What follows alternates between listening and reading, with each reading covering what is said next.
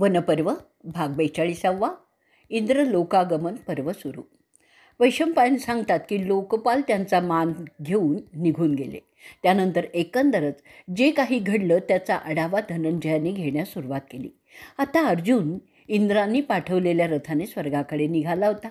इंद्राने दिलेला रथ त्याच्या विचारांचा केंद्रबिंदू होता. गुडाकेश विचार करत होता. त्यावेळी रथाचा चालक मताली जो रथ घेऊन लिलया ढग ओलांडून झपाट्याने आकाशात शिरत होता. त्यामुळे सगळं अवकाश त्याच्या तेजाने उजळून निघालं होतं.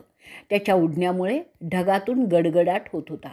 त्या रथामध्ये असलेल्या तलवारी, अग्निबाण, विचित्र आकाराच्या गदा, पंख असलेली शर म्हणजे छोटे बाण यांचा आवाज होत होता. त्याशिवाय भयंकर फणा असलेले नागसुद्धा त्या रथात होते. त्या रथाला खेचण्यासाठी 10,000 घोडे होते. त्या घोड्यांचा रंग सोनेरी होता. रथ वाऱ्याच्या वेगाने प्रवास करत होता. त्या रथामध्ये भ्रमदृश्य उत्पन्न करण्याची किमयासुद्धा होती. नजरेपुढे थरणार नाहीत असा त्या रथाचा वेग होता. अर्जुन त्या रथाची पाहणी करत असतो. त्याला रथावर एक ध्वज दिसला, वैजयंता नावाचा. रंगाने तो दाट निळ्या रंगाचा होता. जसं नीलमणीपासून तो बनवलेला आहे असंच वाटावं. त्यावर सोनेरी नक्षी होती. ध्वजाचा दांडा सरळ बांबूचा होता. त्या रथाचा सारथीसुद्धा सोनेरी जरी असलेले कपडे नेसला होता. त्यावरून तो समजतो की हा रथ स्वर्गातीलच आहे. अशा रीतीने तो कुंतीपुत्र विचारात मग्न असताना मताली म्हणजे रथाचा चालक आपल्या स्थानातून उठत अर्जुनाला म्हणतो, अहो तुम्ही शक्रसूत फार भाग्यवान आहात. शक्र स्वतः तुम्हाला भेटण्यासाठी उत्सुक आहेत. कारण हा रथ साक्षात इंद्रदेवांनी आपल्यासाठी पाठवलेला आहे. अमर लोकांचा राजा आपले पिता त्यांनी मला आज्ञा केली आहे की कुंतीच्या सुपुत्राला माझ्याकडे घेऊन ये. ते सहस्त्र यज्ञाचे आणि 1000 नेत्र असलेले देवांचे राजे म्हणाले की त्या सगळ्या देवांना तुमचा परिचय करून द्यायचा आहे. ते स्वतः त्यांच्या सगळ्या परिवारासह, ज्याच्यात अप्सरा, गंधर्व, ऋषी असे सगळे दैवी लोक आहेत, आपल्या येण्याची ते वाट पाहत आहेत. तिथे गेल्यावर ते तुला विविध आयुध देणार आहेत जी मंत्रानेच चालवता येतात. ती घेऊन तुम्ही परत पृथ्वीवर जाणार आहात. ते मतालीचं बोलणं ऐकल्यानंतर अर्जुन त्याला विचारतो, अहो मताली, तुम्ही या रथाचे चालक आहात जो 100 राजसूय आणि अश्वयज्ञ करूनही मिळणार नाही. ब्राह्मणांना मोठमोठ्या भेटवस्तू आणि दानं करूनही असा रथ त्या राज्याच्या भाग्यात येणार नाही. देव, दानव अशा रथातून प्रवेश करण्यास लायक समजले जात नाहीत. मोठे तपस्वीसुद्धा असा रथ साधा पाहूही शकत नाहीत. त्यात बसण्याची गोष्ट तर बाजूलाच राहिली. अशा रथाचं सारथ्य तुम्हाला मिळालं हे तुमचं मोठं भाग्यच आहे. आणि त्यातून मी तो रथ जेव्हा थांबेल तेव्हा उतरील, तेव्हा मी स्वतःला मोठा भाग्यवानच समजेन. वैशंपायन नंतर सांगतायत, अर्जुनाचं ते बोलणं ऐकून मताली आपल्या चालकाच्या जागी बसतो आणि घोड्यांना थांबवतो. तो रथ गंगेच्या तटावर थांबलेला होता. धनंजय रथातून उतरतो, गंगे स्नान करून स्वतःला शुद्ध करतो आणि त्यानंतर तो पार्थ हात जोडून नेहमीची प्रार्थना मोठ्या आवाजात करायला लागतो. त्यानंतर तो शास्त्रात दिलेल्या रिवाजानुसार पितरांना अर्घ्य देतो आणि शेवटी तो मंदार पर्वताला आवाहन करतो, अहो पर्वतांच्या राजा, तू नेहमीच श्रेष्ठ मुनिजनांचा यजमान राहिलेला आहेस. तुझ्या कृपेमुळेच ते अनेक ब्राह्मण, क्षत्रिय आणि वैश्य स्वर्गाला जातात. त्यांची सगळी दुःख तुझ्यामुळेच संपतात. ते स्वर्गात देवांबरोबर राहू शकतात. तू अनेक महामुनींचा आधारच आहेस. तुझ्यावर त्यांचे आश्रम बांधलेले आहेत आणि मी सुद्धा तुझ्या पठारावरच हे सर्व काही मिळवलेलं आहे. आता मी तुझी रजा घेत आहे. तुझ्या पठारावरील झरे मी पाहिले, दरी कंदरं मी पाहिली, अनेक ऋषींचे आश्रमही पाहिले. तुझ्या वनात वाढलेल्या झाडांवरील फळं देखील मी खाल्ली आहेत. तुझ्याकडील झऱ्याचं पाणी पिऊन माझी तहानही भागलेली आहे. तुझ्या कातळातील पाझरणारं सुगंधी पाणी जे अमृतासारखं आहे तेही मी अनुभवलं आहे.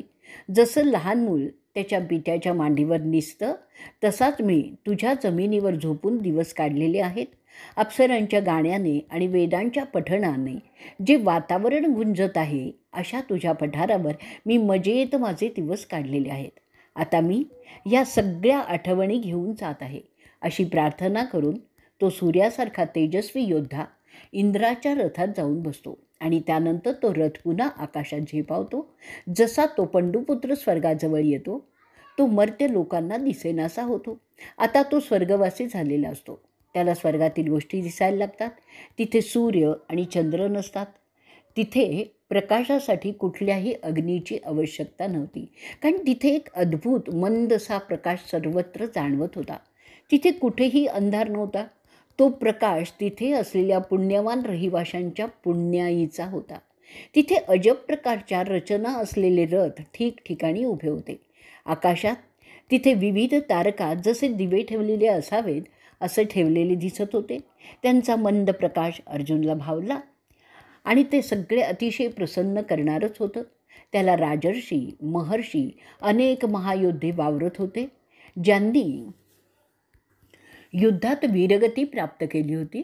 त्याशिवाय असंख्य गंधर्व, गुह्यक, ऋषी आणि अप्सरा त्याच्या विलक्षण तेजाने उजळून निघालेल्या अशा दिसत होत्या. ते सगळं पाहून अर्जुनाला विलक्षण आश्चर्य वाटलं आणि तो मतालीला विचारतो. त्याच्या सगळ्या चौकशांची सविस्तरपणे मताली उत्तरं देतो. तो सांगतो, ते वावरताना दिसतात आहेत ते सगळे पुण्यवान लोक आहेत.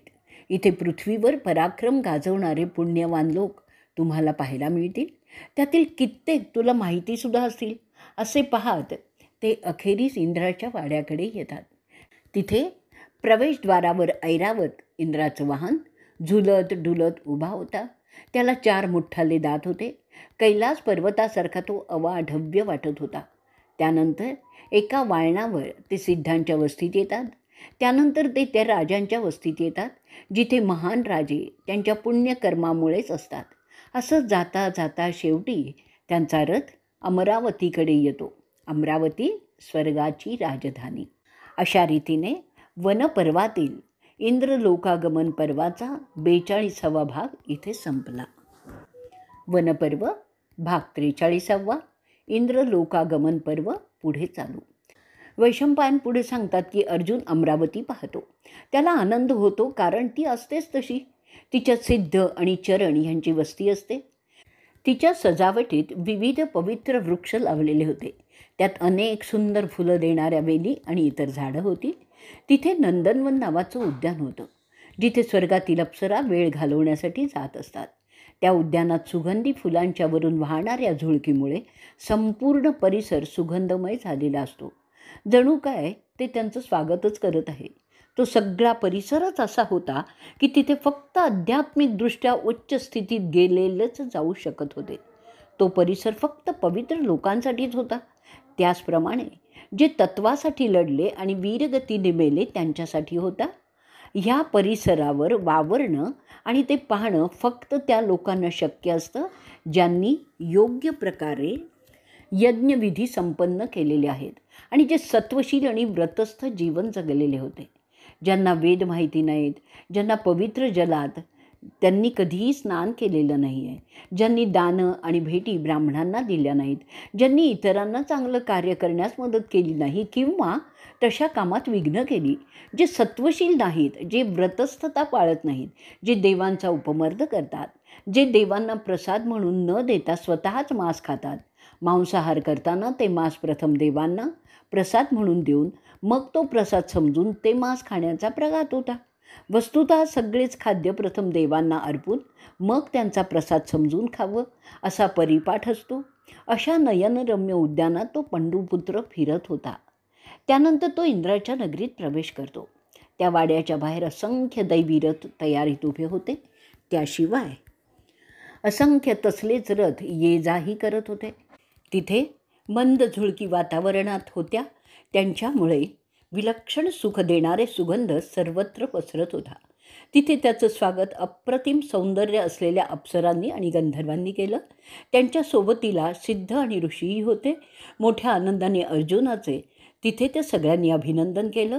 त्याच्यावर विविध प्रकारे शुभेच्छांचं ते वर्षाव करतात आणि त्या परिसरात सुमधुर संगीताची धून त्याला ऐकू येत होती. त्याचवेळी त्याला शंखूचे आणि ढोलक्यांचं संगीतही ऐकू यायला लागलं.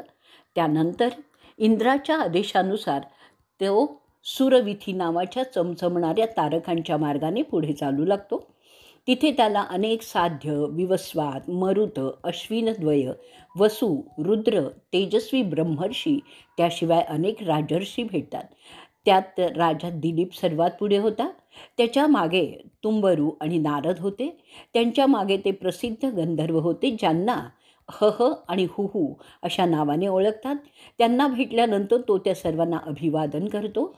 सरते शेवटी तो सहस्त्र नेत्र असलेला देवांचा राजा शक्र यांच्यापर्यंत पोचतो. तिथे तो पांडव रथातून उतरतो आणि आपल्या जन्मदात्याला भेटतो. इंद्राच्या डोक्यावर शुभ्र रंगाची छत्री, जिचा दांडा सोन्याचा होता, ती धरलेली होती. त्याच्या भोवती अप्सरा चरव्यांनी त्यांना वारा घालत होत्या. त्यातून स्वर्गीय सुगंध दरवळत होता. त्याचे अनेक गंधर्व स्तुतिगान करत होते. त्यात गंधर्वांचा भाट विशी वावसू प्रमुख होता. त्यामध्ये काही प्रमुख ब्राह्मण ऋचा आणि सुयोग्य यजुकवन गात होते. जसं वेदांचे पठण करतात तसंच. तो महाप्रतापी पांडव इंद्राला लावून जमिनीला डोकं लावून प्रणिपात करतो. त्याला उठवून त्याचा जन्मदाता इंद्र त्याला छातीशी घट्ट धरून आलिंगन देतो. त्याचा हात आपल्या हातात घेऊन तो त्याला आपल्या गादीच्या उरलेल्या भागात बसवतो. ज्या गादीची पूजा सगळे ऋषी, देव, देवता करतात, त्यावर त्याला तो देवांचा राजा सन्मानपूर्वक बसवतो. त्यानंतर जसं बाप आपल्या मुलाचं कपाळ हुंकतो, तसा तो अर्जुनाचं कपाळ हुंकतो. त्यासाठी तो देवांचा राजा प्रेमाने अर्जुनापुढे झुकतो. त्यानंतर तो त्याचा पिता जिष्णूला त्याच्या मांडीवर बसवतो. तिथे त्या आसनावर बसल्यानंतर अर्जुन त्याच्या पित्यासारखाच तेजाने चमकू लागला. प्रेमाने इंद्र अर्जुनाच्या देखण्या चेहऱ्यावरून त्याचा हात फिरवतो. इंद्र त्याच्या वज्र फेकणाऱ्या हातांनी अर्जुनाच्या तिरंदाजी करून राखट झालेल्या हातांना पकडतो. पिता जसं प्रेमाने आपल्या पुत्राला बोलतो, तसंच तो त्याच्याशी त्याचं क्षेमकुशल विचारतो. इंद्र त्याच्या मुलाकडे एकटक पाहत राहतो. त्याचं समाधानच होत नव्हतं की काय, तो सारखा अर्जुनाकडेच पाहत राहतो. त्यामुळे त्या इंद्रसभेत एक वेगळंच तेज पसरलेलं दिसत होतं. जसं चतुर्दशीच्या दिवशी सूर्य आणि चंद्र एकत्र नभात दिसतात. दुसरीकडे एक गंधर्वांचा समूह तुंबरूंच्या नेतृत्वात सुमधुर संगीत वाजवण्याची तयारी करत होते. त्यांच्या साथीला अप्सरा आल्या होत्या. त्यात प्रामुख्याने धृताची, मेनका, रंभा, पूर्वचित्ती, स्वयंप्रभा, गोपाली, सहजन्या, कुंभयोनी, प्रजागरा, चित्रसेना, चित्रलेखा, सहा, मधुरस्वना ह्याही होत्या. त्यांना मदत करण्यासाठी आणखीन बऱ्याचही होत्या. त्या सगळ्या अप्सरा इंद्र तपश्चर्या करणाऱ्या ऋषींचा तपोभंग करण्यासाठी वापरत असतो. त्या तिथे एकत्रितपणे नृत्य करून अर्जुनाचं मनोरंजन करत होत्या. त्या अप्सरा त्यांचे गोल भरपूर असे नितंब खुबीने हलवून आणि त्याचवेळी उरोज उडवून बघणाऱ्यांची वासना जागवण्याचं काम करायला लागतात. त्यात भर म्हणून गंधर्वांचं मादक संगीतही होतं. अशा रीतीने वनपर्वातील इंद्रलोकागमन पर्वाचा 43वा भाग इथे संपलेला आहे. वनपर्व भाग 44वा, इंद्रलोकागमन पर्व पुढे चालू. वैशंपायन पुढे सांगतात की देव आणि गंधर्व इंद्राची इच्छा ओळखून पृथाचं उत्तम अर्घ्य देऊन घाईघाईने पूजा करतात. त्यानंतर त्याला त्याचे पाय धुण्यासाठी पाणी देतात. त्यानंतर ते अर्जुनाला इंद्राच्या राजवाड्यात नेतात. अशा रीतीने मान सन्मान घेत तो कुंतीपुत्र त्या दिमागदार वाड्यात काही काळ राहतो. त्या काळात तो पांडव त्याला मिळालेल्या शस्त्रांचा सराव करीत होता. त्याचवेळी इंद्र त्याला त्याचे खास आयुध वज्र देतो. त्याबरोबर इतर तशीच भयंकर आघात करणारी शस्त्र वापरण्याची आयुधंसुद्धा देतो. अशा प्रकारे अर्जुन युद्धाच्या कामाची शस्त्रास्त्र मिळवत असतो आणि ती कशी हाताळायची त्याचं तंत्रसुद्धा शिकत असतो. ती आयुधं आत्मसात केल्यावर त्याला त्याच्या भावंडांची आठवण येते. इंद्राच्या आज्ञेने तरीसुद्धा अमरावतीत पूर्ण 5 वर्ष वस्ती तो करून असतो. तिथे सर्व स्वर्गाची सुख तो भोगत असतो. काही काळांनी जशी सगळी आयुधं त्याच्याकडे आली, इंद्र त्याला बोलवतो आणि म्हणतो, अरे कुंतीपुत्रा, आता तू संगीत विद्यासुद्धा शिकलं पाहिजेस. ती तुला अप्सरा चित्रसेना शिकवेल. त्याबरोबर सगळी संगीताशी निगडीत वाद्यसुद्धा शिकली पाहिजेस. स्वर्गात प्रचलित असलेले सर्व संगीत शास्त्र तू शिकून त्यात पारंगत हो. त्या ज्ञानाचा तुला पुढे मोठा उपयोग होणार आहे. त्याने त्यासाठी चित्रसेनाला अर्जुनाची स्वर्गातली मैत्रीण म्हणून नेमलं. अशा रीतीने पार्थ मोठ्या मजेत तिथे नृत्य, संगीत अशा स्त्रैण विद्या शिकत होता. असे सुखाचे दिवस असूनही अर्जुनाला कौरवांच्या कृष्णकृत्याचा विसर अजिबात पडलेला नव्हता. तो दुर्योधनाच्या, दुःशासनाच्या आणि कर्णाच्या कृत्यांचा प्रतिवाद कधी करता येतो याचीच प्रतीक्षा करीत होता. त्या बेचैनीमुळे तो शकुनीलासुद्धा विसरलेला नव्हता. त्याचप्रमाणे त्याची चित्रसेनाशी असलेली दोस्ती विशेष घनिष्ठ होत होती. तिच्याकडून तो गंधर्वांचं संगीत आणि नृत्य शिकत होता. ह्या विद्या ज्या प्रामुख्याने स्त्रैण आहेत त्या मला इंद्र का शिकवू इच्छितात हे मात्र त्याला समजत नव्हते. अशा रीतीने वनपर्वातील इंद्रलोकागमन पर्वाचा 44वा भाग इथे संपलेला आहे. वनपर्व भाग 45वा इंद्रलोकागमन पर्व पुढे चालू. वैशंपायन सांगतात की एके दिवशी वासवाला समजतं की अर्जुनाची नजर इतर अप्सरांवर सुद्धा पडत आहे. तो चित्रसेनाला जवळ बोलावून सांगतो, मी तुझ्या कामावर संतुष्ट आहे, परंतु मी तुला एक वेगळं काम देणार आहे. माझा संदेशक म्हणून तू उर्वशीकडे जा आणि तिला अर्जुनाची सेवा करण्याचं काम करायचं आहे असा संदेश दे. तिला अशा शब्दात माझा निरोप दे, इंद्राच्या मार्गदर्शनाखाली अर्जुनाने सगळी शस्त्रविद्या आत्मसात केली आहे. आता त्याला स्त्रियांच्या बरोबर कसं वावरावं ते शिकायचं आहे. तो निरोप घेऊन तो गंधर्वांचा राजा उर्वशीकडे जातो. त्याला पाहून ती अग्रेसर अप्सरा त्याचं स्वागत करते आणि विचारते, काय काम निघालं आहे? दिलेल्या आसनावर तो आरामात बसून तिला म्हणतो, स्वर्गाच्या राजांना तुझ्याकडून काहीतरी खास काम करून घेण्यासाठी मला तुझ्याकडे धाडलेलं आहे. पुढे तो सांगतो, एका अशा व्यक्तीला तू स्त्रैण वर्तणुकीचं शिक्षण द्यायचं आहे, जो आधीच देव आणि माणसात त्याच्या स्वाभाविक पुण्याईबद्दल ख्यातनाम आहे, ज्याच्या उच्चतेबद्दल, चांगल्या वर्तणुकीबद्दल, त्याच्या देखणेपणाबद्दल, त्याच्या व्रतस्थतेबद्दल, संयमाबद्दल, वाक्चातुर्याबद्दल, त्याच्या बुद्धिमत्तेबद्दल आणि त्याच्या ऊर्जेबद्दल, त्याच्या क्षमाशीलतेबद्दल, त्याच्या शौर्याबद्दल, त्याच्या धाडसाबद्दल, त्याच्या हिंमतीबद्दल, त्याच्या निष्पाप वागण्याबद्दल, त्याच्या वेद, उपनिषद, वेदांग, पुराण ह्याच्या अभ्यासाबद्दल, त्याच्या ज्येष्ठांशी वागण्याच्या नम्रतेबद्दल, त्याच्या सत्वशीलतेबद्दल, त्याच्या जन्माबद्दल, तपश्चर्येबद्दल, त्याचं वय, त्याचं घराणं अशांमुळे जो स्वर्ग सांभाळण्यास योग्य ठरतो, म्हणून जो स्वतः मेघावतासारखाच आहे, त्याच्यात दर्पोक्ती नाही आहे, त्याचं सगळ्यांची वागणं उत्कृष्टच आहे, जो लहान आणि मोठ्या गोष्टींचं यथायोग्य मूल्यमापन करून निर्णय घेतो, ज्याची वाणी मधुर आहे, ज्याची शिष्टाचार पद्धती अवर्णनीय आहे, जो सत्यवादी आहे, जो शरणागताला प्रेमानेच वागवतो, जो उच्चकुलीन क्षत्रिय आहे, ज्याची इतरांची वागण्याची रीत वाखाणण्यासारखीच आहे, जो शब्दाचा पक्का आहे, जो महेंद्र आणि वरुणाच्या बरोबरीचा आहे, अशा अर्जुनाला तुला स्वर्गाचं सुख म्हणजे काय ते दाखवायचं आहे. तू त्याला नावाने ओळखतेसच. इंद्राची आज्ञा आहे की तू त्याचं स्वागत करावं. असं करावं कारण धनंजयाला तुझी इच्छा झालेली आहे. ते ऐकल्यावर ती अप्सरा स्मित करते. त्या गंधर्व राजाचे ते शब्द ती आदरपूर्वक स्वीकारते आणि ती त्याला उत्तर देते, अशा विविध गुणांनी पूर्ण असलेल्या माणसाला मी अवश्य भेटीन आणि त्याचं स्वागतही करीन. जो असा गुणवान आहे त्याच्या सहवासात मी खरोखरच खूप मजेत काळ घालवीन. अशा मनुष्याचं जर प्रेम मला मिळणार असेल तर ते चांगलंच होईल. मी त्याच्याकडे जाण्यास आत्ताच उत्सुक आहे. अशा रीतीने वनपर्वातील इंद्रलोकागमन पर्वाचा 45वा भाग इथे संपलेला आहे. वनपर्व भाग 46वा इंद्रलोकागमन पर्व पुढे चालू. वैशंपायन पुढे सांगतायत की गंधर्व राजाला ती उच्च श्रेणीची अप्सरा परत धाडल्यावर अर्जुनाला जिंकण्यासाठी तयार होण्यास सुरुवात करते. ती प्रथम स्नान करते, त्यानंतर अशा पुरुषाला कसं आकर्षित करायचं त्याप्रमाणे ती साज शृंगार करून तयार होते. स्वर्गीय दागिने, सुगंधी पुष्पमाला असं लिहून ती सतत त्या देखण्या अर्जुनाचाच विचार करत असते. ती त्याच्या सहवासाची स्वप्न पाहायला लागते. त्यासाठी आपली शय्या कशी असावी ह्याची ती कल्पना करण्यात दंग होते. जसे संधिप्रकाश येतो आणि चंद्र उगवतो, ती मोठी नितंब असलेली, जिचे उरोज मोठे आहेत, जिचं चालणं आकर्षक आहे, अशी उर्वशी अर्जुनाच्या वाड्याकडे निघते. तिचा पेहरावच असा होता की त्यात ती आणखीनच जास्त सुरेख दिसत होती.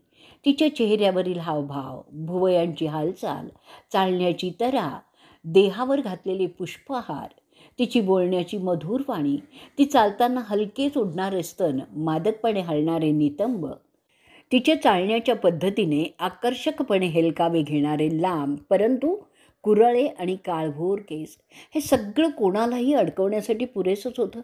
तिच्या अंगातून विशेष मादक गंध निघत होता, जो पुरुषाला खेचून ठेवण्यास पुरेसा होता. तिचं मुख चंद्रासारखं सुंदर होतं, जणू चंद्राला ती आव्हानच देत होती. तिने गळ्यात सोन्याच्या माळा घातल्या होत्या, अंगाला चंदनाचं लेपन केलेलं होतं. तिचे उरोज भरलेले होते, त्यामुळे ती थोडीशी वाकून चालत आहे असं वाटत होतं. तिच्या चालण्यात जे डुलणं होतं त्यामुळे तिचं सगळं शरीर एका आगळ्या वेगळ्या थरथराने कंप पावत होतं. तिचं ढुंगण मोठं होतं, त्यामुळे असा भास होत होता. चालताना तिच्या हाताचे पुढे मागे हलणंसुद्धा विशेष आकर्षक वाटत होतं. तिचं वस्त्र पातळ आणि झिरझिरीत होतं. त्या नितळ वस्त्राच्या हलण्यातसुद्धा वेगळाच मादकपणा होता. तिच्या पावलात लाल रंगाच्या नक्षीदार सपाटा होत्या. तिच्या कमरेला नक्षीदार कंबरपट्टा होता. त्यात रुणझुण आवाज करणाऱ्या लहान लहान घंटा बसवलेल्या होत्या. ती थोडीशी सुरा प्यायली होती. त्याचा प्रभाव तिच्या सगळ्याच हालचाली आणि हावभाव यांच्यावर दिसत होता. त्यामुळे तिचे लांब कुरळे केस वेगळ्या प्रकारे ती चालताना झटके देत घेत हालत होते, जशा पाण्यातल्या लाटा हलतात. स्वर्गात बऱ्याच सुंदर गोष्टी आहेत, परंतु जेव्हा उर्वशी रस्त्याने चालते तेव्हा वेगळीच हवा वाहू लागते. त्यांनी तिथे वस्तीला असलेले सिद्ध, चरण, गंधर्व त्यात ती सर्वश्रेष्ठ मानतात. तिचे वरचे कपडे झिरझिरीत आणि तलम असल्यामुळे त्यातून तिचे उभे घट्ट उरोज विशेष उठून दिसत होते. एकंदरीतच तिचं जे स्वरूप होतं ते मदन देवाच्या कामासाठीच आहे असं समजत होते. तिचं मंद हास्य त्या सगळ्यात भर घालत होते. ती खाली मान घालून डुलत डुलत चालत होती. अशा रीतीने ती सर्वश्रेष्ठ अप्सरा धनंजयाच्या घरात येते. तिथे प्रवेशद्वारात असलेल्या द्वारपालाला ती निरोप देते. त्यानंतर ती आत प्रवेश करते. तो वाडा तिला चांगलाच परिचित होता. अशा रीतीने अनाहूतपणे ती लावण्यवती आपल्याला भेटायला आलेली आहे हे समजल्यावर तो पांडव निष्पाप असतो ना, जर असा बावचळतो. त्याच्या छातीचे ठोके वाढतात, जे त्याला जाणवल्याने तो आणखीनच शरमिंदा होतो. तरीही तो तिचं आदरपूर्वकपणे स्वागत करतो. इंद्राचा हा डाव त्याला माहीत नव्हता, म्हणून तो समजतही नाही की ही सुंदरी अशा रात्रीच्या प्रहरी त्याच्याकडे का आलेली आहे. तिच्याकडे तो सरळपणे पाहूही शकत नव्हता. उच्च दर्जाच्या व्यक्तीला जसं वागवतात तसं त्याचं तिच्याशी वागणं होतं. अर्जुन तिला सन्मानपूर्वक बोलतो, अहो श्रेष्ठ अप्सरा, मी आपलं स्वागत करतो. असं बोलून तो तिला वाकून प्रणिपात करतो आणि बोलतो, आपल्याला काय पाहिजे म्हणून आपण माझ्याकडे येणं केलं ते सांगा. मी आपली सेवा करण्यास तयार आहे. वैशंपायन पुढे सांगतात, त्याचं ते मृदू बोलणं ऐकल्यावर उर्वशी तिचे अंदाज चुकल्यामुळे बेभान होते. तिला समजतं की अर्जुनाला तिच्या येण्याची साधी कल्पनासुद्धा नाही. ते लक्षात आल्यावर ती शंका घेते की काय गंधर्व राजाने माझी गंमत केली की काय. त्यामुळे बावचळलेली ती अप्सरा धनंजयाला ते सगळं सांगते, जे गंधर्व राजा आणि तिच्यात घडलं होतं. ती अर्जुनाला सांगते, अहो पुरुषश्रेष्ठ, मी तुम्हाला सगळं सांगते जे आज सकाळी घडलं, म्हणजे तुम्हाला माझ्या येण्याचा अर्थ लक्षात येईल. पुढे ती सांगते, महेंद्र, तुमच्या प्रीत्यर्थ एक मोठी सभा आयोजित केली होती. त्यामध्ये पुष्कळ दैवी सोहळे साजरे झाले. त्यात भाग घेण्यासाठी श्रेष्ठ पुरुष जे त्यांच्या पराक्रमासाठी ख्यातनाम आहेत. त्याशिवाय अनेक रुद्र, आदित्य, अश्विनी आणि वसूही आले होते. त्याशिवाय महान ऋषी, राजर्षी, सिद्ध, चरण, यक्ष आणि नाग आले होते. अहो तुम्ही सगळे आमंत्रित येऊन आपापल्या स्थानावर बसल्यावर अहो शक्रपुत्रा, गंधर्व त्यांचं सुमधुर गायन सुरू करतात. त्यात महत्त्वाच्या अप्सरासुद्धा नाचू लागतात. त्यानंतर अहो पृथापुत्रा, तुम्ही माझ्याकडे एकटक पाहत बसला होतात. जेव्हा ती सभा विसर्जित झाली आणि सगळे आमंत्रित आपापल्या ठिकाणी गेले, सगळ्या अप्सरा आणि गंधर्वसुद्धा गेले, त्यानंतर तुमच्या पित्यांनी गंधर्वाच्या राजाला माझ्याकडे पाठवलं. तो माझ्याकडे आल्यावर सांगायला लागला की त्याला इंद्राने पाठवलेलं आहे अशासाठी की मी त्याच्या आज्ञेनुसार काहीतरी काम करावं. त्यात त्यांनी सांगितलं की मी तुमची सेवा करावी असं त्यांचं सांगणं आहे. तो म्हणाला की तुम्ही शक्रासारखेच तेजस्वी आहात, सर्व दृष्टीने उत्कृष्ट आहात, जसं की मी तुमची सेवा करावी. त्यासाठी त्यांनी तुमची अशी स्तुती केली की मी ती ऐकल्यावर पुरती भारावून गेले. त्याप्रमाणे मी आपल्याला भेटायला आलेली आहे. तुमच्या विविध गुणांच्या वर्णनामुळे मी इतकी प्रभावित झालेली आहे की मी तुमच्या प्रेमात पडली आहे. कामदेवांनी माझा ताबा घेतला आहे, कारण उत्तम गुण मला नेहमीच आकर्षित करतात, जे तुमच्यामध्ये ओतप्रोतपणे भरलेले आहेत. वैशंपायन पुढे सांगतात की स्वर्गात तिचं ते ऐकून अर्जुनाला लाज वाटली. तो त्याचा सुंदर चेहरा त्याच्या ओंजळीत झाकून तिला म्हणाला, मला तुम्ही जे सांगता ते ऐकताना खूप शरम वाटते. तुम्ही खूप सुंदर आहात, ज्या माझ्या वरिष्ठांच्या बरोबरीच्या आहात. जशी माझी आई कुंती, जशी इंद्राची साची, तशा तुम्ही माझ्यासाठी आहात. अहो पवित्र, मी मान्य करतो की मी त्या सोहळ्यात तुमच्याकडे एकटक पाहत होतो, परंतु त्यात तसा कोणताही उद्देश नव्हता. आत्ता मी तुम्हाला सांगतो की मी तसं का तुमच्याकडे पाहत होतो. तुम्हाला पाहताना माझ्या मनात जे विचार येत होते ते सांगतो. ही तेजस्वी बाई कौरव वंशाची माता आहे. अहो महान अप्सरा माता, तुम्ही अशा कोणत्याही गोष्टीचा साधा विचारसुद्धा करू नका, कारण तुम्ही माझ्या ज्येष्ठांच्याही ज्येष्ठ आहात. आपण माझ्या मते पूर्वजांच्या पूर्वज आहात, माझे पूर्वज आहात. ते अर्जुनाचं ऐकून ती अप्सरा त्याला सांगते, आम्ही मुक्त असतो, आमच्या मर्जीच्या मालक आम्ही असतो, म्हणून तू मला तुझी पूर्वज वगैरे समजू नकोस. पूर्ववंशाचे अनेक राजे इथे त्यांच्या कर्तृत्वामुळेच येत असतात. ते माझ्याबरोबर खेळतात, त्यात कोणतंही पाप होत नाही, म्हणून तू मला असं परत पाठवू नकोस. मला तुझी वासना झाली आहे, तेव्हा तू मला निसंकोचपणे स्वीकारावंस. ते ऐकल्यावर अर्जुन तिला म्हणतो, अहो सुंदरी, जिचं शरीर पूर्णतः निर्दोष आहे, माझं ऐका. मी तुम्हाला खरं तेच सांगतो. मी जे सांगतो आहे ते ह्या सगळ्या देशांनी ऐकावं, त्याचप्रमाणे सर्व देवांनीसुद्धा ऐकावं. अहो, माझ्या मातेसारख्या पापहीन अशा माझ्या आई अथवा सावत्र आई माद्री किंवा इंद्राची भार्या साची अशासारख्याच मला तुम्ही आहात. आपण आमच्या वंशाची सुरुवात केलेली आहे, त्यामुळे आपण माझ्यासाठी पूजनीयच आहात.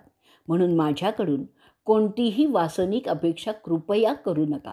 मी तुमच्यापुढे सर्वतः नतमस्तक होऊन त्यावर लोटांगणसुद्धा घालतो, पण अशा अभद्र गोष्टींची माझ्याकडून अपेक्षा करू नका. मी तुमची माझ्या मातेच्या जागी पूजा करत आहे. त्यासाठी त्या दिवशी मी तुमच्याकडे एकटक पाहत होतो, ते तुमच्या पूजेचं होतं. त्यात वासना कृपया आपण पाहू नका. आपण माझे तुमच्या मुलासारखं संरक्षण करा. अर्जुन पुढे तिला सांगतोय, माणसांच्या स्त्री पुरुष नात्यात 3 प्रकार आहेत. त्यातील फक्त एकच नातं वासनिक असतं, त्यामुळे त्यात पाप संभवतं. परंतु इतर 3 नाती निष्पाप असतात. आई मुलगा, बाप मुलगी, भाऊ बहीण ही नाती निष्पाप असतात. ब्रह्मचर्य पालन करताना त्याप्रमाणे नाती धरली की ब्रह्मचर्य पालन साध्य होतं. मी तूर्त ब्रह्मचर्य पाळत असल्यामुळे मी सगळ्या स्त्रियांमध्ये माझी आई, आजी, बहीण आणि मुलगीच पाहत असतो. त्याप्रमाणे मी तुमच्याकडे माझी आजी कशी दिसते तेच पाहत होतो. ते ऐकल्यामुळे ती अप्सरा तिच्या सौंदर्याचा अवमान झाला आहे असं समजून क्रोधित झाली आणि त्याला तिने शाप दिला. वैशंपायन पुढे सांगतात, अशा रीतीने धनंजय बोलल्यावर उर्वशीचा राग आणखीनच वाढला. ती संतापाने थरथरू लागली. आपल्या भुवया उंच करून ती अर्जुनाला शाप देते. तो शाप असा आहे, अरे पार्था, तू माझा अव्हेर केलेला आहेस. मी तुझ्या पित्याच्या आज्ञेने आणि माझ्या मर्जीने तुझ्याकडे वासनिक उपशमन करून त्याद्वारा तुला संतुष्ट करण्यासाठी आले असताना मला मातेचा दर्जा देऊन माझ्या स्त्रीत्वाचा तू उपमर्द केला आहेस. म्हणून तू तुझ्या जीवनातील काही काळ बायकात घालवशील, तिथे तू नृत्य करशील आणि तू एका नपुसकाचं जीवन जगशील. वैशंपायन पुढे सांगतात, उर्वशी अशा प्रकारे अर्जुनाला शाप देते. तिचे ओठ अजूनही संतापाने थरथरत होते. तिचं सगळं अंग कंप पावलं होतं. त्या क्रुद्ध अवस्थेत ती अप्सरा आपल्या घरी निघून जाते. तो शाप ऐकल्यावर अर्जुन ताबडतोब चित्रसेनाला भेटतो. त्याला भेटून जे घडलं ते सगळं सांगतो. त्या शापाबद्दल पुन्हा पुन्हा विचारणा करतो. आता काय करायचं असं तो महाबली चित्रसेनाला विचारत राहतो. चित्रसेन त्याची कल्पना शक्राला देतो. जे घडलं ते समजल्यावर तो हरिवहन त्याच्या मुलाला बोलवतो, त्याला जवळ घेतो आणि प्रेमाने त्याचं सांत्वन करतो. तो अर्जुनाला सांगतो, अरे पृथापुत्रा, तुझ्याबद्दल मला फार मोठा अभिमान वाटतो. तू उर्वशीला जे नीतितत्व सांगितलंस ते आम्हा स्वर्गातील लोकांना नवीनच आहे. परंतु त्याचा मला गर्व वाटतोय की तू अप्सरेला दाखवून दिलंस की वासनिक जीवन हे जीवन नसतं. त्या पलीकडे सुद्धा जास्त उदात्त जीवनमूल्य असतात. ते तिला दाखवून तिचा गर्व उतरवला आहेस म्हणून ती चिडली आहे. सुखाचे इतर जास्त उदात्त आणि सात्विक मार्ग असतात, ते तिला तू सांगितलंस याचा मला आनंद वाटतोय. तू नैतिकतेची नवीन मूल्य प्रस्थापित करत आहेस. त्याप्रमाणे पुढील जमान्यात ही जास्त उदात्त नवीन मूल्य सर्वत्र प्रचारात येतील. एवढं सांगितल्यानंतर अर्जुनाच्या पाठीवरून हात फिरवत तो देवांचा राजा त्याच्या मुलाला सांगतो, तुला तिने नपुसक ठरवलं कारण तुझं तिला ह्या कारणाने नाकारणं ती मुळात समजलीच नाही. ती असं समजते की तू तिला नाकारलंस कारण तू वस्तुतः नपुसक आहेस आणि म्हणून तिने असा शाप दिला. परंतु त्याबद्दल तुला काळजी करण्याचं काहीच कारण नाही आहे. जेव्हा तुम्हाला 13व्या वर्षी अज्ञातवासात राहावं लागणार आहे तेव्हा हे तुझं नपुसकपण उपयोगी येणार आहे. तू 1 वर्ष त्या अवस्थेत राहणार असल्यामुळे अज्ञातवासात तुला राहणं सोपं होणार आहे. शक्राचं ते स्पष्टीकरण ऐकल्यावर अर्जुनाला समाधान वाटलं. अर्जुन इंद्राला आश्चर्यचकित होऊन विचारतो, मला वाटत होतं ह्या अप्सरा ज्ञानी असतात, परंतु उर्वशीच्या वर्तणुकीने ते सिद्ध होत नाही. मग इंद्र त्याला सांगतो, अरे माझ्या लेकरा, ह्या अप्सरा केवळ वासनिक कामासाठी ब्रह्माने उत्पन्न केलेल्या आहेत. त्यांना तू दिलेली, तू सांगितलेली इतर पवित्र नाती समजतच नाही. त्या कधी चांगली आई किंवा बहीण होतही नाही. तू त्या सगळ्या गोष्टींचा आता विचार करू नकोस. तुझ्या या अवतार कार्यात या सगळ्या गोष्टींचा संबंधही नाही आहे. ते ऐकल्यानंतर अर्जुनाला आठवतं की त्याच्या पणजीने म्हणजे गंगेने तिची 7 मुलं गंगेत फेकून दिली होती. त्यावरून तो शक्राला विचारतो. तेव्हा तो हरिहवन त्याला सांगतो की सगळ्या नद्या अप्सराच असतात. अप्सरा ह्या शब्दाचा अर्थच नदी असा सुद्धा होतो. त्यामुळे त्याचं समाधान झालं. ते नपुसकपण योग्य वेळी येणार असल्याने त्याचं अज्ञातवासात राहणं सोपं होणार आहे हे लक्षात आल्यामुळे त्याच्या मनावरलं दडपणच गेलं आणि तो पूर्वीप्रमाणे चित्रसेनाबरोबर स्वर्गात आनंदाने राहू लागला. माणसांची स्त्री पुरुषातील नाती कशी असावीत याबद्दलचे अर्जुनाचे विचार ज्यांना समजतात ते अधिक उच्च दर्जाचे नैतिक जीवन जगू शकतात आणि तीच परंपरा पुढे ऋषी, मुनी आणि अनेक सम्राटांनी स्वीकारली आहे. अर्जुनाने एक प्रकारची नैतिक मूल्यात क्रांतीच केली आहे. सुखाकडे पाहण्याचा दृष्टिकोन त्यांनी बदलला आहे आणि त्याचाच परिणाम अर्जुनावर सुद्धा झाला आणि तो सुद्धा पापमुक्त आनंदमय जीवन स्वर्गात जगू शकला. शुक्ल ब्रह्मचर्य पालनासाठी ही नैतिक तत्त्व फार उपयुक्तच झालेली आहेत आणि अशाच रीतीने वनपर्वातील इंद्रलोकागमन पर्वाचा 46वा भाग इथे संपलेला आहे. वनपर्व भाग 47वा इंद्रलोकागमन पर्व पुढे चालू. वैशंपायन सांगतात की एके दिवशी एक श्रेष्ठ ऋषी ज्याचं नाव लोमस होतं त्याच्या भटकंतीत इंद्राच्या घरी पोचतो. त्याला देवांच्या राजाची भेट घ्यायची असते. इंद्राची भेट घेतल्यानंतर तो महामुनी शक्राला लावून वंदन करतो. तिथे लोमस ऋषी अर्जुनाला वसवाबरोबर त्याच्या गादीत बसलेलं पाहतो. इंद्र त्या श्रेष्ठ कोटीच्या ऋषीला एका उच्च जागी असलेल्या आसनावर बसण्याची विनंती करतो. अर्जुनाला इंद्राच्या बरोबरीने त्याच्याच आसनावर बसलेला पाहून तो विचार करायला लागतो, क्षत्रिय कुळातील इंद्राच्या जागी कसा बसला आहे? असं कोणतं महान कार्य या क्षत्रियांनी केलं म्हणून त्याला असा बहुमान इंद्रांनी दिला? अशी कोणती वैराग्यपूर्ण तपश्चर्या यांनी केली आहे की तो त्या आसनावर इंद्राने त्याला बसवला आहे? अशा रीतीने तो ऋषी त्याच्या विचारात गर्क असताना त्याची कल्पना शक्राला येते. ते समजल्यामुळे तो देवांचा राजा लोमसाना म्हणतो, अहो ऋषीवर्य, तुमच्या शंकेचं मी निरसन करत आहे. हा इथे माझ्याबरोबर माझ्या गादीवर जो बसला आहे तो कोणी सामान्य माणूस नाही आहे. तो माझ्यापासून झालेला कुंतीचा तिसरा पुत्र आहे. तो इथे आला आहे कारण त्याला काही जबरदस्त आयुध पाहिजेत, ज्यांची त्याला भविष्यात गरज पडणार आहे. तुम्ही याला ओळखलं नाही आहे का? हा प्राचीन काळी गेल्या युगातील एक श्रेष्ठ ऋषी आहे, ज्याचं नाव नर असं होतं. त्यांची जोडी होती. दुसरा दुसरा त्याचा साथीदार नारायण होता. तो सुद्धा पुन्हा पृथ्वीवर काही निश्चित उद्देश साध्य करण्यासाठी अवतरला आहे. हल्ली त्यांची नावं वेगवेगळी आहेत. याला धनंजय म्हणतात आणि त्या नारायणाला ऋषिकेश म्हणतात. त्याशिवाय इतर अनेक नावाने ते सध्या ओळखले जात आहेत. तिन्ही जगात ते ख्यातनामच आहेत. जिथे मोठे मोठे ऋषी आणि दैवत जाऊ शकत नाहीत, अशा बद्री, जे गंगेच्या तटी आहे, त्यांचं निवासस्थान आहे किंवा वसतिस्थान म्हणूयात आपण त्याला. जिथे सिद्ध आणि चरण आपली ध्यान साधना करत असतात, ते दोघेही माझ्या इच्छेने हल्ली माणसात जन्म घेऊन कृष्ण आणि जिष्णू म्हणून आलेले आहेत. अहो ब्रह्मर्षी, पृथ्वीवरील पापाचा बोजा वाढलेला आहे, तो कमी करण्यासाठी म्हणूनच ते अवतरलेले आहेत. त्याशिवाय काही असुर आहेत, ज्यांना निवट कवच असंही म्हणतात किंवा निवत कवच असंही म्हणतात. ते त्यांना महादेवांनी दिलेल्या वराचा गैरफायदा घेत आहेत. ते देवांना त्रास देण्याच्या परिस्थितीतच आहेत. त्यांचासुद्धा बंदोबस्त करायचा आहे. ते दानव त्या वराच्या शक्तीमुळे माजोर झालेले आहेत. देवांनाही ते आवरत नाही आहेत. ते हल्ली मधल्या जगात म्हणजे अदृश्य जगात राहतात. तदस्त विष्णू, ज्याने मधूचा वध केला, जो पृथ्वीवर कपिल म्हणून ओळखला जातो, ज्याने केवळ दृष्टी टाकली म्हणून सगराचा मुलगा मेला, असे हे दोन आपल्याला पुष्कळ उपयोगाचे आहेत.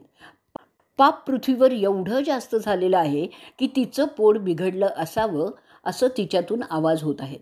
ते वेळी स्वच्छ करावं लागणार आहे. ते कार्य करण्यासाठीच हे आलेले आहेत. खरं पाहता काली या नागाचा नाश करणारा दामोदर एकटा ह्या सगळ्या असुरांना आणि दानवांना भारी आहे, परंतु तो खूपच मोठी ताकद आहे.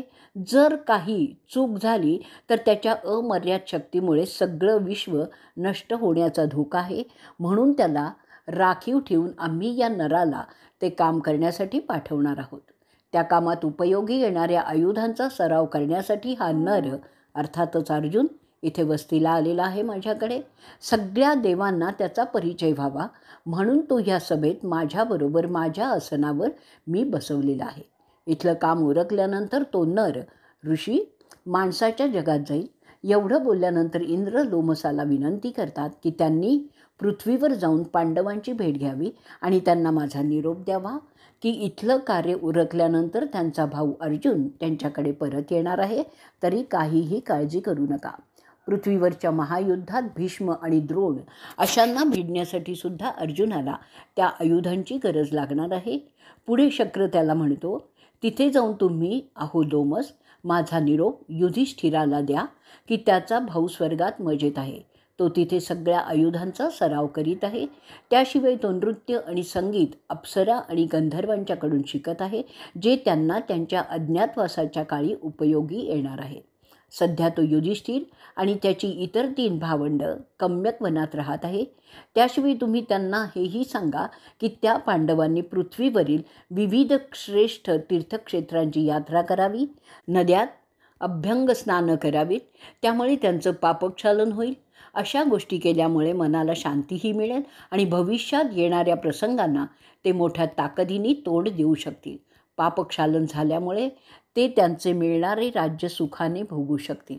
एवढं सांगितल्यानंतर इंद्र त्या ऋषीला म्हणतो, अहो ऋषीवर्य, तुम्हीसुद्धा त्या पांडवांवर कृपादृष्टी करावी. त्यांच्या वनवासातील श्रमपरिहार करणं त्यांना त्यामुळे सहज होईल. कारण ते ज्या जंगलात फिरत आहेत तिथे भयंकर राक्षससुद्धा वावरत आहे. त्या नरभक्षकांपासून तुम्ही त्यांचं संरक्षण करावं. इंद्राचं बोलणं संपल्यावर अर्जुन त्या ऋषीस विनंती करतो, अहो सर्वज्ञानी, आम्हा पंडूंच्या मुलाचं आपण संरक्षण करावं. तुमच्या संरक्षणाखाली ते तीर्थयात्रा करतील आणि ब्राह्मणांना मोठी मोठी दानही करतील. वैशंपायन पुढे सांगतात, लोमस ते त्या दोघांचं ऐकल्यानंतर तथास्तु असा आशीर्वादात्मक उच्चारतात. त्यानंतर तो ऋषी त्याच्या भटकंतीसाठी कम्यक वनाकडे निघतो. तिथे आल्यानंतर तो युधिष्ठिराला पाहतो. त्याच्या भोवती अनेक ब्राह्मण बसलेले होते. त्याबरोबर त्याचे 3 इतर बंधूही तिथे होते. अशा रीतीने वनपर्वातील इंद्रलोकागमन पर्वाचा 47वा भाग इथे संपलेला आहे. वनपर्व भाग 48वा इंद्रलोकागमन पर्व पुढे चालू. ते ऐकल्यानंतर जनमेजय राजा विचारतो, पृथाच्या मुलांच्या त्या सगळ्या गोष्टी खरोखरच विलक्षणच आहेत, परंतु अहो ब्राह्मण, मला सांगा, जेव्हा धृतराष्ट्राला त्याबद्दल कळलं तेव्हा त्यांची काय प्रतिक्रिया झाली आहे? वैशंपायन त्याला सांगतात, अंबिकेच्या मुलाने जेव्हा कृष्णद्वैपायनांकडून हे ऐकलं की अर्जुन स्वर्गात इंद्राच्याकडे त्याचा पाहुणचार सन्मानपूर्वक घेत आहे, तेव्हा तो संजयाला म्हणाला, अरे माझ्या रथाच्या चालका संजया, तुला अर्जुनाच्या करामतीची काही माहिती जी मला सांगण्यात आली आहे ती तुला माहीत आहे का? माझा नालायक मुलगा आणखीन कोणत्या दुष्कृत्यात गुंतलेला आहे? त्याच्या अशा कारवायांमुळे सगळी पृथ्वी निर्मनुष्य होईल अशी मला आता भीती वाटते. ज्ञानी माणसं अगदी गमतीतसुद्धा जे बोलतात ना, त्यात तथ्यांश असतो. ज्याच्यासाठी धनंजय लढत आहे तो पृथ्वी जिंकणार हे वेगळं सांगायलाच नको आहे. ज्याला मरणाची भीती नाही असे सुद्धा हा भीष्माचा उल्लेख आहे, त्याच्या काटेरी विषारी बाणांच्या पुढे टिकाव धरू शकणार नाहीत हे माझ्या नीच मुलांना समजत नाही आहे. तो त्या धूर्त कावेबाज सुवलाच्या मुलाच्या नादी लागलेला आहे. जे कोणी त्या अजिंक्य पांडवांशी 2 हात करील ते सगळे बर्बाद होणार आहेत. दिवसेंदिवस मी समजतोय की एकही असा योद्धा नाही जो पांडवांशी लढू शकेल. जर भीष्म, द्रोण आणि कृप एकत्र येऊन त्याच्यापुढे लढण्यासाठी गेले तरच फक्त प्रलय संभवतो. काहीही हाताशी राहणारच नाही. म्हणून मला कुठेही अशा युद्धात यश मिळेल असंही वाटत नाही आहे. कर्ण दयाळू आहे, विसरफळासुद्धा आहे. द्रोण तर आता वृद्ध झालेले आहेत. त्यात अर्जुन लढाईत गुरुमित्र पाहत नाही. तो त्यांच्यावर हल्ला करील कारण स्वतः द्रोणांनीच तशी शिकवण दिलेली आहे. ते सगळे अजिंक्य असल्यामुळे त्यांच्यात जी लढाई होईल ती महाभयंकर आणि विनाशकारीच असेल. जेव्हा अशी लढत होते तेव्हा जो मेला तो हरला, जो वाचला तो जिंकला असाच परिपाठ आहे.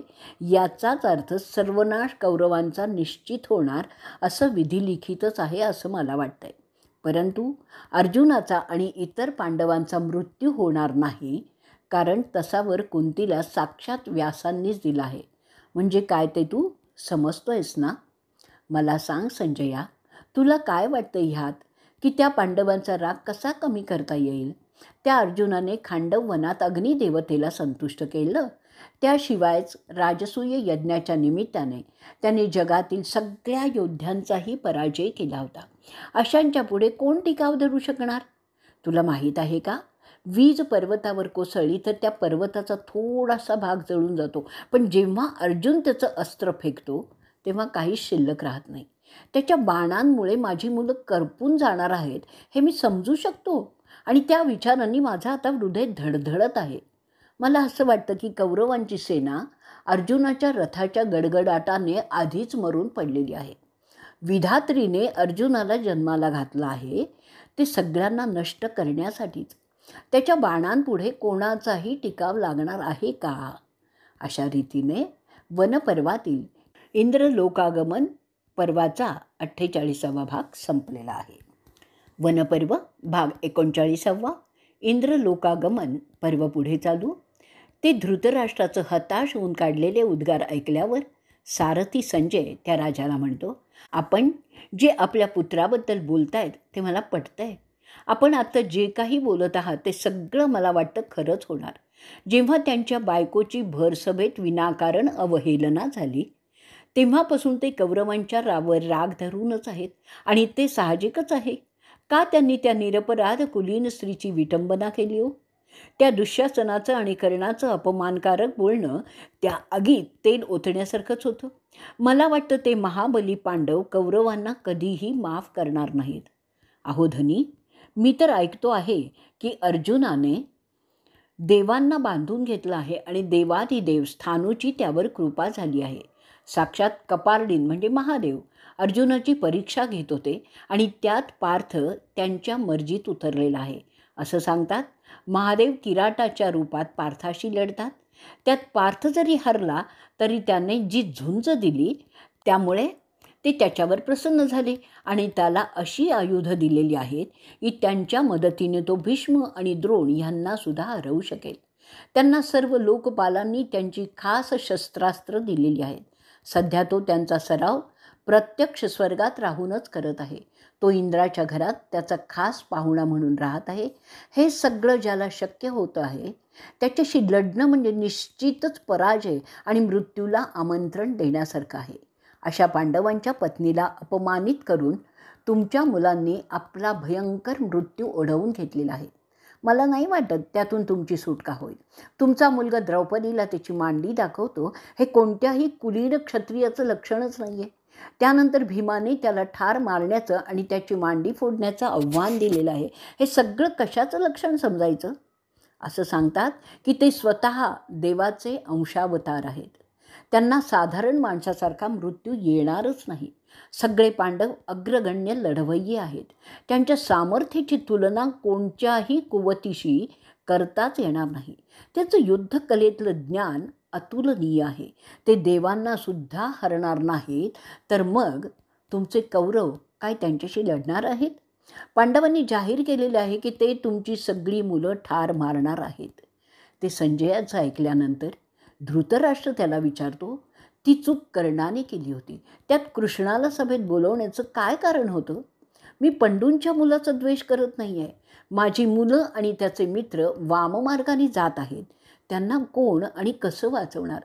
मला दिसत नाही, त्यामुळे मी म्हणावा तसा हस्तक्षेप करू शकत नाही. तू पाहतोसच की माझ्या मुलांवर अवलंबून असतो. त्यामुळे माझी मुलं नेमकी काय करत असतात ते मला समजायला नेहमीच उशीर होतो आणि त्याआधी बरंच काही होऊन गेलेलं असतं. त्यामुळे माझी परिस्थिती एखाद्या मूर्खासारखी होत असते. त्याचे सगळे मदतनीस, सल्लागार सगळे एक जात नीच प्रवृत्तीचेच आहेत. माझ्यापुढे ते सगळे गोड बोलतात आणि मागे मला शिव्यासुद्धा देतात. मी जाणून आहे की मी माझ्या मुलांपेक्षा पंडूंच्या मुलांबरोबर जास्त सुरक्षित असेल. पण पुन्हा माझा मोह माझ्या पुत्राबद्दलचा मला त्यांच्याकडे खेचूनच नेत असतो. माझ्या दुर्दैवाला ना खरंच तोडच नाही आहे. सुयोधनाने त्याच्या भोवती खुशमस्करे जमवलेले आहेत, जे त्याला खुश करण्यासाठी त्याच्या चुकीच्या गोष्टींना साथ देत असतात. त्याला कोणीही खरा हितकारक सल्ला देतच नाही आणि म्हणूनच माझा मुलगा आणखीनच जास्त खोल रुतात आहे, त्याच्या चुकांच्या समुद्रातच. मला माहीत आहे अर्जुनाचे बाण माझ्या सगळ्या पुत्रांचा एक दिवस वध करणार आहेत. पण मी ते कसं थांबवणार ते मला समजत नाही आहे. वर्ष झपाट्याने उलटत आहे. 13वं वर्ष कधी समोर येईल? अर्जुनाचं मंत्र सामर्थ्य अतुलनीयच आहे. तो देवांनासुद्धा अडकवू शकतो. त्यांचा सल्लागार आणि मदतनीस आहे साक्षात भगवान श्रीकृष्ण. त्यामुळे तिथे पुण्यप्रभाव आहे तर इथे फक्त पापप्रभाव आहे. त्यानंतर तो अंधराजा संजयाला म्हणतो, अरे संजया, हे खरं आहे का की त्याला महादेवांनी स्वतः मिठी मारली? त्याशिवाय अग्नीचा त्याचा सलोखा पाहता जेव्हा ते सगळे भीम, पार्थ, वासुदेव आणि ते दोघे अश्विनी कुमार लढायला निघतील ना, तेव्हा त्यांच्यापुढे माझी मुलं फार काळ टिकणार नाही, हेच खरं आहे. अशा रीतीने वनपर्वातील इंद्रलोकागमन पर्वाचा 39वा भाग इथे संपलेला आहे. वनपर्व भाग 40वा, इंद्रलोकागमन पर्व पुढे चालू. ते ऐकल्यानंतर राजा जनमेजय विचारतो, पंडूंच्या मुलांना अन्यायकारकपणे वनवासात पाठवल्यानंतर असं चिंता करणं निरर्थकच होतं. अहो मुनी, मला वाटतं त्याचं दुःख करणं पांडवांसाठी नव्हतं तर त्याच्या मुलांच्या होणाऱ्या निश्चित नाशाबद्दलचं होतं. बरोबर म्हणतोय ना मी? त्यानंतर तो राजा वैशंपायन ऋषींना विचारतो, अहो मुनी, आता मला सांगा, तिथे वनवासात माझे पूर्वज काय आहार करत असत? ते जंगलात उगवणारं खात होते जसे ऋषीमुनी खातात का? ते त्यांचं अन्न शेतात पिकवत होते का? वैशंपायन सांगतायत, तुझे पणजोबा जंगलात उगवणारे फळं, कंदमुळं आणि शिकार करून प्राण्यांचं मांस खात होते. प्रथम ते शिकार केलेले प्राण्यांचं मांस ब्राह्मणांना दान करत आणि नंतर स्वतःसाठी घेत असत. ते वनवासात असतानासुद्धा मोठ्या संख्येने 2 प्रकारचे ब्राह्मण त्यांच्या सोबतीला असत. एक अग्निहोत्री तर दुसरे भिक्षा मागून उपजीविका करणारे. त्याशिवाय युधिष्ठिर 10,000 स्नातकांना आधार देत असे. ते सगळे स्नातक मोक्ष साधनेत असत. पांडव काळ्या काळवीट आणि हरण यांची शिकार करून त्यांचं मांस त्या ब्राह्मणांना शिधा म्हणून देत असत. त्यांना भरपूर खायला मिळत असे. त्यामुळे ते सगळे ब्राह्मण आणि स्नातक उत्तम पोसलेले दिसत होते. कोणीही भुकेला वाटतच नव्हता. भरपूर खाणं पिणं असल्यामुळे ते सगळे युधिष्ठिराबरोबर आनंदीच दिसत होते. युधिष्ठिर त्यांच्या भावांची काळजी अशा प्रकारे घेत असे जणू काय ती त्यांची मुलंच आहेत. इतर आप्तांना तो सख्ख्या भावांसारखंच वागवत असे. द्रौपदी त्या सगळ्या मंडळींशी, ज्या त्यात युधिष्ठिरसुद्धा होते, अशी वागत होती की ती जणू काही त्यांची माताच आहे. त्याप्रमाणे ती सगळ्यांची जेवणं झाली हे पाहून नंतर स्वतः जेवायला बसत असे. राजा स्वतः पूर्वेकडे, भीम दक्षिणेकडे, नकुल उत्तरेकडे, सहदेव पश्चिमेकडे शिकारीसाठी जात असत. शिकार करताना ते वृद्ध जनावर ज्याचं जीवन पूर्ण झालेलं आहे असा बहुधा पाहत आणि त्याची शिकार करत. तरुण जनावरं ज्यांनी त्यांचं जीवन नुकतंच सुरू केलेलं आहे तसंच गाभण लहान अशांना ते मारत नसत.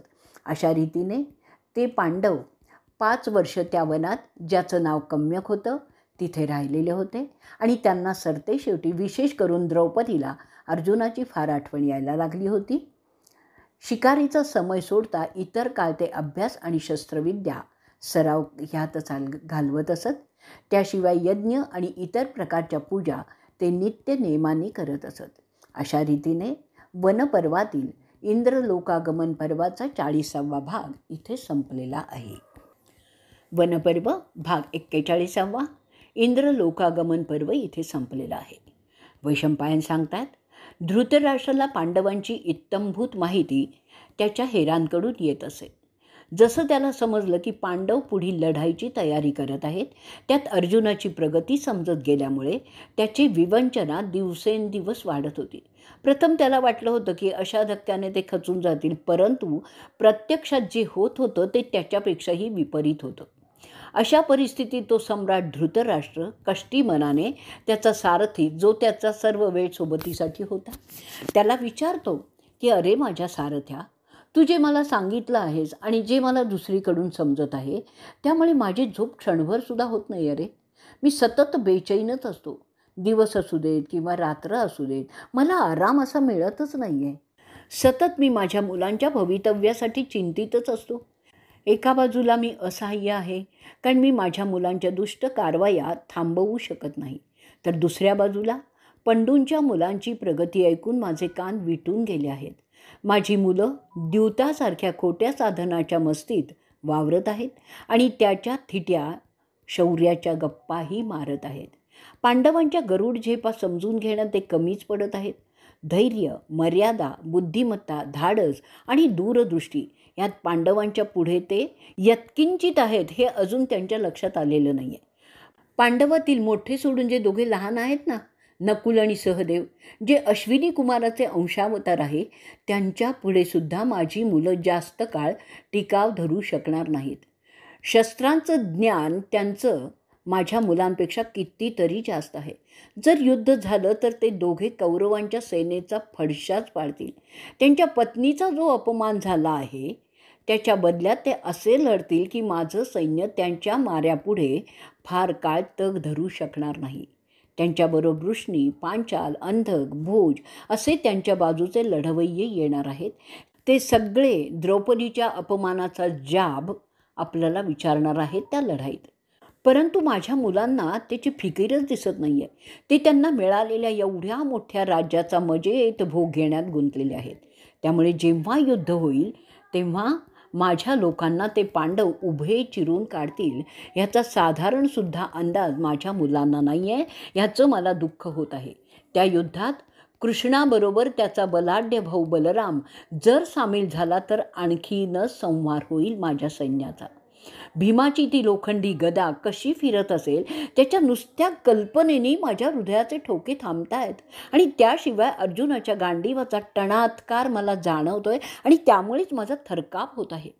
अरे संजया, तू ऐकतोयस ना? कारण मी तुझ्याशी बोलतोय. मी दुर्योधनाच्या प्रत्येक गोष्टीला मान्य करत गेलो त्याचा मला आता पश्चात्ताप होत आहे. कधी वाटतं की मी दिलेले आदेश काढून टाकावेत आणि पांडवांना सन्मानपूर्वकपणे बोलावून त्याचं त्यांना देऊन टाकावं आणि हा संहार थांबवावा. संजय म्हणतोय, तो आपला सर्वात मोठा दोष आहे राजे. अहो राजे, आपल्या अधिकाराचा वापर करून ते फार पूर्वीच आपण दुरुस्त करू शकला असतात, पण पुत्रप्रेमामुळे ते तुम्हाला झालं नाही. माझ्या माहितीप्रमाणे कृष्णाला जेव्हा समजलं की त्यांना खोट्या द्यूतात फसवून आपण वनवासात पाठवलेलं आहे, तेव्हा तो कम्यक वनात पांडवांना भेटण्यासाठी गेला होता आणि त्यांनी पांडवांना भविष्यात काय होणार आहे याची कल्पना दिली. त्याच्याप्रमाणे द्रौपदीचा भाऊ दृष्टद्युम्नसुद्धा त्याला भेटायला आला होता. तिथे त्यांनी द्रोणांना ठार मारण्याची प्रतिज्ञा घेतली, जिची चर्चा आधीच झालेली आहे. त्याशिवाय विराट, दृष्टकेतू, ते महान योद्धे कैकेय असे बरेच बलाढ्य राजे पांडवांना कम्यक वनात भेटण्यासाठी गेले होते आणि तिथे मोठं खलबतही झालेलं आहे पुढच्या तयारीच्या दृष्टीने. तिथे ज्या काही गोष्टी ठरल्या त्यात कृष्ण अर्जुनाचा सारथी होणार असंही ठरलं आहे. कृष्णाने जेव्हा पांडवांना त्या हरणाच्या कातड्याचं वस्त्र नेसलेलं पाहिलं, तेव्हाच तो कौरवांचा नाश करण्याच्या गोष्टी करू लागला होता. तो युधिष्ठिराला बोलत होता, जी समृद्धी त्याने पांडवांची राजसूय यज्ञाच्या वेळी पाहिली त्याची तुलना कशाचीही करता येणार नाही. तो पुढे सांगत होता, त्याने निरनिराळ्या देशातील राजे तिथे पाहिले होते. त्यात वंग, अंग, पौंड्र, उद्रास म्हणजे ओरिसा, चोल, द्रविड, अंधक असे विविध देशातील होते. त्याशिवाय अनेक बेटांचे राजेसुद्धा आले होते. काही सीमा प्रदेशातील होते. त्यात सिंहल, रानटी बर्बर, म्लेंछ, लंकेश आणि अतिपश्चिमेकडीलही होते. त्यात पल्लव, दरदर, किराट, यवन, शक, हरहुण, चिनी, तुर्क, सिंधव, जगुदास, रामती, मद्र, काही बायांची राज्ये होती. त्यात तंगनी, कैकई, मलव, काश्मीरी असे सगळे पांडवांच्या सामर्थ्यापुढे झुकून उभे होते. यज्ञाच्या कामात ते सगळे सेवकाची भूमिका बजावत होते. पुढे कृष्ण युधिष्ठिराला सांगत होता की तो पांडवांचं केलेलं वैभव त्यांना परत मिळवून देण्यास वचनबद्ध आहे. त्याच्या बाजूने बलरामाशिवाय अक्रूर, गद, शंभ, प्रद्युम्न, अहुक, दृष्टद्युम्न, शिशुपालाचा पुत्र, जरासंधाचा पुत्र पांडवांच्याकडे आहेत. संजय म्हणतोय, जर युद्ध सुरू झालं तर एका दिवसात तुमचे सगळे मुलगे ते मारून टाकतील. अशी परिस्थिती सकृतदर्शनी दिसत आहे. तुमचे दुर्योधन, कर्ण, शकुनी, दुःशासन किती काळ त्यांच्याशी लढू शकतील ते सांगताच येणार नाही. अशी लढाई जास्त काळ चालेल असं मला वाटत नाही, कारण जेव्हा दोनही पक्ष तुल्यबळ असतात तेव्हा युद्ध जास्त काळ होत राहतं, पण जेव्हा एक पक्ष खूप जास्त बलवान असतो तेव्हा ते लवकर आटोपतं. विशेष करून ज्या प्रकारची विध्वंसक अस्त्र आणि शस्त्र, मंत्रविद्या वापरून होणारं युद्ध भीषणच असतं. त्यामुळे होणारा विध्वंससुद्धा तसाच असतो हे आपणही जाणत आहात. त्यामध्ये कोणी कोणाचा वध करायचा ते सुद्धा तिथे ठरलेलं आहे. अर्जुन कर्णाचा वध करणार, दृष्टद्युम्न द्रोणाचार्यांचा, भीम दुर्योधनाचा, नकुल आणि सहदेव सगळ्या इतर कौरवांचा वध करण्याचं सुद्धा ठरवलेलं आहे. संजय धृतराष्ट्राला सांगत होता. पुढे तो अजूनही सांगतो की अहो राजे, मुद्दा द्यूताचा आता राहिलेला नाही आहे, कारण आता जास्त महत्त्वाचा मुद्दा पांडवांसाठी आहे तो द्रौपदीच्या विटंबनेचा. जर युद्ध झालं आणि ते होणारच आहे, ते द्रौपदीच्या विटंबनेचा सूड घेण्यासाठीच होणार आहे. त्यामुळे जरी तुम्ही पांडवांना त्यांचं राज्य आत्ता परत केलं तरीही त्यांची शांती होणार नाही. द्यूताचा मुद्दा आता कमी महत्त्वाचा झाला आहे आणि त्यामुळे तुम्ही त्यात समझोता कसा करणार हे मला समजत नाही आहे. रणांगणावर त्या कौरवांची शवं कोल्हे, लांडगे, गिधाडं खातील अशी भाषा तिथे होत आहे. अशा रीतीने कौरवांच्याबद्दल पांडवांच्या आणि त्याहूनही जास्त कृष्णाच्या भावना आहेत. अहो महाराज, आपण समजता का काय परिस्थिती आता कुठल्या थराला गेली आहे आणि त्यात कौरवांच्या फालतू अलगना भर घालतायत म्हणून ते 13वं वर्ष कधी संपतंय आणि युद्धाची सुरुवात होती आहे त्याची ते पांडव आणि त्याचे मित्र वाट पाहत आहेत. विविध मित्र देशांचे राजे त्यांच्या बाजूने लढण्यासाठी जय्यत तयारी करतायत. त्या मानाने कौरवांच्या आघाडीवर फक्त मदिरा, मदनी, द्यूत आणि इतर तशाच गोष्टीत सगळे रमलेले दिसत आहेत. त्या कम्यकवनात जमलेले ते क्षत्रिय संतापलेल्या सिंहासारखेच वाटत होते. ज्यांनी ती सभा पाहिलेली आहे ते असं सांगतात. ते ऐकून धृतराष्ट्र म्हणतो, मला आता आठवतंय माझा भाऊ विदुर त्यावेळी जे बोलत होता तो सांगत होता या खेळामुळे फक्त सर्वनाश होणार आहे आणि मी माझ्यासमोर तो होताना अनुभवणार आहे. आता ते सगळं खरं होणार असं दिसतंय. मला विदूर सांगत होता की 13 वर्षानंतर एक भयंकर विध्वंसक सर्वनाशक युद्ध होणार आहे.